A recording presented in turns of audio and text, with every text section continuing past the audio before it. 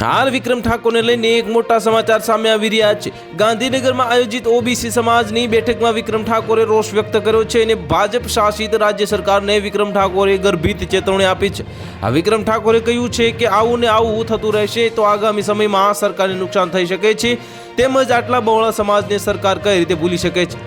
ઠાકોર સમાજના કલાકારોને ન બોલાવવા અંગે વિક્રમ ઠાકોરે નારાજગી વ્યક્ત કરી છે। વિક્રમ ઠાકોરે કહ્યું હતું કે તમામ સમાજના કલાકારોને ન્યાય અને સન્માન મળવું જોઈએ, તેમજ ઠાકોર સમાજના વ્યક્તિઓને ઘણા સમયથી નજરઅંદાજ કરવામાં આવ્યા છે અને કલાકારોને બોલાવવાનો નિર્ણય વચેટિયાઓને હોય તો તમને પણ ધ્યાન દોરવું જોઈએ, તેમજ જે વિસ્તારના જે કલાકારોની લોકપ્રિયતા હોય એ કલાકારોને બોલાવો અને ફિક્સ કલાકારોને બોલાવવાની નીતિથી કેટલાક કલાકારોને ન્યાય મળતો નથી। તો વિક્રમ ઠાકોરને જ્યાં આ અંગે પૂછવામાં આવ્યું તો તેમણે સ્પષ્ટ ઇનકાર કરી દીધો હતો અને પોતાને ખેસ દર્શાવતા તેમણે જણાવ્યું છે કે આ મારા ગળામાં રહેલો ખેસ ન તો ભાજપનો છે ન તો કોંગ્રેસનો, આ રામાપીરનો ખેસ છે।